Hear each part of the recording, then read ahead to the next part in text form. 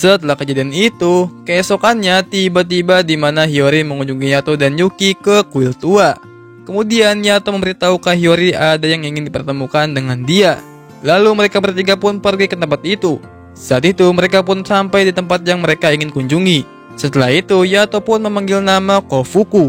Yato yang sedang manggil-manggil, tiba-tiba ada Chiwi yang berlari ke arahnya dan tiba-tiba memeluk abang Yato ini. Yuki dan Hiyori pun terheran-heran melihat pertemuan mereka berdua. Lalu setelah itu Yato pun memperkenalkan Chiwi itu ke Yuki dan Hiyori. Ia bernama Kofuku dan mengaku dia adalah pacarnya. Hiyori dan Yuki yang mendengar itu terkejut. Saat itu Yato menceritakan ke Kofuku tentang kesulitan yang ia hadapi. Lalu Yato pun meminta pertolongannya. Karena kata-kata Yato yang meyakinkan Kofuku, kemudian Kofuku pun turut prihatin mendengar cerita Bang Yato ini dan memberikan duit untuknya. Setelah menipu Kofuku, tiba-tiba ada om-om yang lari dan menendang Bang Yato ini karena sudah mengganggu wanitanya. Time skip aja, mereka pun dibawa ke ruangan untuk berbicara. Oh iya, om-om ini bernama Daikoku. Lalu Kofuku menceritakan sedikit tentang Bang Yato ini. Meski nampak seperti itu, sebenarnya dia adalah dewa yang sangat menakutkan. Daikoku yang mendengar itu pun langsung memotong pembicaraan Kofuku. Saat itu Yato sudah kembali lagi nih, karena ada panggilan kerja. Lalu ia pun membawa Yuki. Hiyori yang melihat itu pun juga ikutan pergi. Setelah itu Yato teleport dan gak sengaja nyenggol orang yang sedang ingin bunuh diri. Tadinya orang ini ingin mengabarkan orang tuanya dulu lewat telepon, dan tidak sengaja ia malah menelpon Bang Yato ini. Kemudian orang itu bercerita kalau ia mempunyai seorang wanita. Orang ini ternyata jatuh cinta pandangan pertama. Singkat cerita aja, mereka pun berpacaran sampai-sampai duit orang ini habis untuk membelikan semua barang Chiwi ini inginkan. Oh iya, cowok ini bernama Yasuke. Setelah itu saat ia lagi trading, hasilnya terus menurun dan tidak pernah mendapatkan bonus lagi sampai-sampai simpanannya sudah habis. Karena sudah merasa sangat frustasi, ia pun memutuskan untuk bunuh diri. Waduh. Yato pun penasaran dengan foto Chiwi tersebut. Lalu Yasuke pun memberikan fotonya ke Yato. Yato dan Hiyori yang melihat foto itu pun terkejut, ternyata yang Chiwi Yasuke maksud itu adalah Kofuku. Kemudian Yato menjelaskan kalau Kofuku ini adalah dewa kesialan. Lalu Yato pun membantu Yasuke untuk memotong ikatan kesialan itu. Singkat aja, karena pekerjaannya sudah selesai, lalu mereka bertiga datang lagi ke tempat Kofuku lagi. Sekalian meminta penjelasan Kofuku yang sudah morotin laki-laki sampai Miss Queen. Kemudian mereka bertiga sudah mendapatkan penjelasan itu. Lalu Yato dan Yuki pun pergi meninggalkan tempat itu. Lalu Hiyori yang masih penasaran dengan tentang perkataan Kofuku kalau Yato ini adalah dewa yang sangat menakutkan. Kofuku yang mendengar itu menjelaskan kalau itu memang benar, kalau ia dulu pernah membunuh harta suci.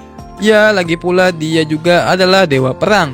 Daikoku yang mendengar itu ikut meluruskan kalau itu adalah cerita dulu saat masih zaman membunuh atau dibunuh. Adanya dewa karena adanya permohonan dari orang-orang.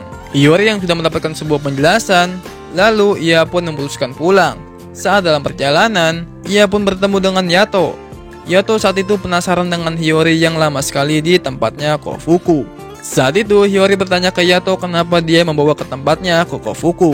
Yato yang mendengar itu pun menjelaskan ke Hiyori, jika terjadi pada dia, pergilah ke tempat Kofuku.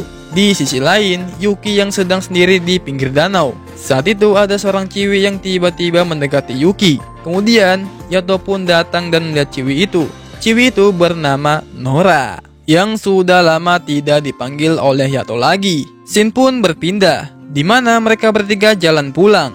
Saat itu Hiyori tiba-tiba mengatakan kalau ia akan mengurus Yuki. Yato dan Yuki pun mendengar itu terkejut.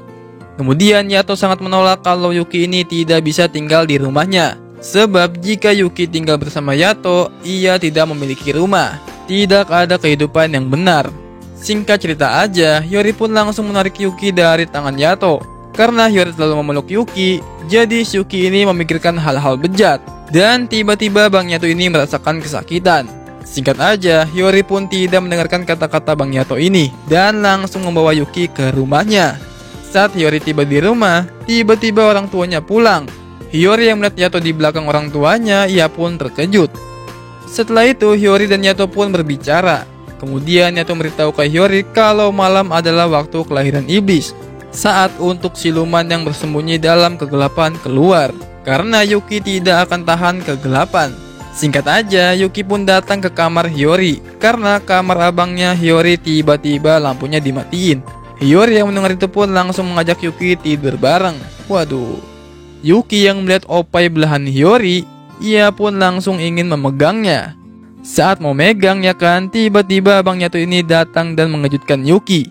Setelah itu Yato berbicara kalau Yuki ini terlalu cepat untuk mikir cewek, daripada mikir itu mending pikirkan saja soal melayani Bang Yato ini.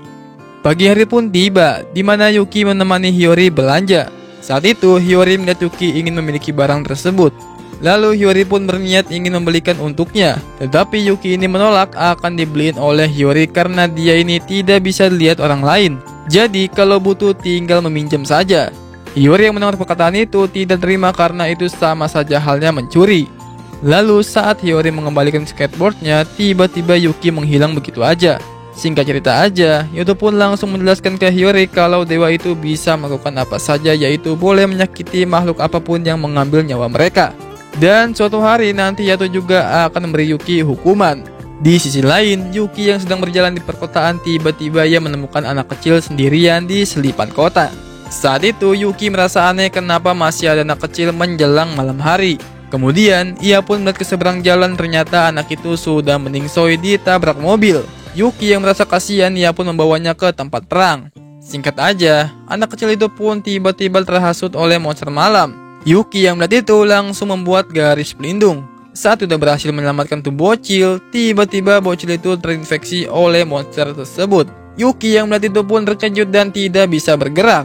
Lalu saat itu Hiyori pun langsung mendorong Yuki karena ada monster di depannya yang ingin menibani mereka berdua. Ya, untung aja ada Bang Yato langsung menyelamatkan mereka berdua. Kemudian, karena anak kecil ini sudah tidak bisa diselamatkan, jadi Yato pun ingin membunuh monster itu. Saat membunuh tuh monster, Yuki pun merasakan keberadaan bocil itu. Keesokannya, Yuki datang ke sebuah mall dan mengambil satu skateboard. Lalu saat lagi pakai tuh skateboard, Yuki pun bertemu dengan Bang Yato dan memberhentikan skateboard yang Yuki naiki. Saat itu, Yato penasaran dari mana Yuki ini mendapatkan skateboard itu. Yuki pun menjawab kalau itu mendapatkan skateboard itu dibelikan oleh Hiyori. Mungkin Yuki ini lagi apa sekali ya? Tiba-tiba Hiyori datang. Yato pun bertanya lagi untuk memastikan apakah skateboardnya memang ia yang belikan. Hiyori yang mendengar itu agak terkejut karena Hiyori melihat muka Yuki. Jadi Hiyori ini berbohong ke Yato kalau sebenarnya ia membelikan skateboard itu. Lalu tiba-tiba ada Ciwi datang menunggangi singa dan terjadilah pergelutan Yato dan Ciwi itu. Singkat cerita aja, Yato pun lari mencari tempat bersembunyi. Yato yang sudah sangat terpojok sama tuh Ciwi, jadi Yato pun beranikan diri untuk melawannya. Di sisi lain, Hiyori meminta tolong ke Kofuku kalau Yato sedang gelut dengan Dewa Bisamon. Oh iya, kenapa Bisamon ini ingin sekali membunuh Bang Yato? Karena dulu Bang Yato ini membunuh salah satu harta suci milik Bisamon. Time skip aja, Kofuku pun menerima permintaan Hiyori. Di sisi lain, saat Yato dan Bisamon paling gelut lagi, untung aja kedatangan Kofuku tepat waktu dan berhasil melerai pertarungan antara Yato dan Bisamon. Kedatangan Kofuku membuat Bisamon langsung mundur. Oke, sampai di sini dulu. Makasih banyak banget nih bagi kalian yang sudah nonton sampai habis. Jika kalian suka dengan animenya, kalian nanti tulis aja di kolom komentar untuk lanjutannya nanti. Yaudah, gitu aja. Jangan lupa like kalau kalian suka, kalau nggak suka ya nggak apa-apa. Dan subscribe channel ini kalau bisa nyalakan loncengnya, biar tahu kalau aku upload video baru. Sampai jumpa di next video. Jah, mata nih.